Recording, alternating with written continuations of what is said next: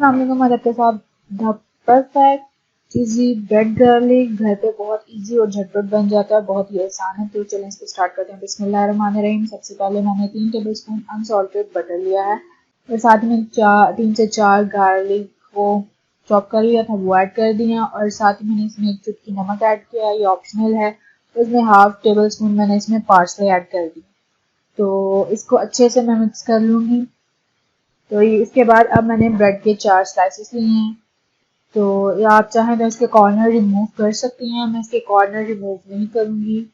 तो मैं आप इसको फोक की मदद से जो है आप इसको अच्छी तरह जो है वो ऊपर इसके कोट कर दें।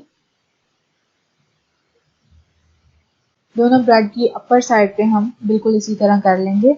अब मैंने एक पैन लिया और इसको हम लो हीट के ऊपर रखेंगे। अगर मीडियम पे रखेंगे तो बहुत जल्दी हमारे टोस्ट हो जाएंगे और वो मज़ा नहीं आएगा। तो मैंने मोज़रेला चीज़ लिया है, उसके स्लाइसेस लिए हैं। जो जिस साइड पे मैंने बटर और गार्लिक लगाया था उसको मैंने नीचे रखा है, उसके और जो इसके ऊपर कुछ लगाया था उसके ऊपर मैंने चीज़, मोज़रेला और चादर को अच्छी तरह ऐड कर दिया और दूसरी साइड में मैंने सिंपल साइड को उसके ऊपर रखा और जो मेरी बटर वाली साइड थी वो अपर साइड पे आ चुकी है और इसको लिड से कवर कर। ये देखें बिल्कुल जो है वो क्रिस्पी है, ब्रेड बिल्कुल क्रिस्पी हो चुकी है।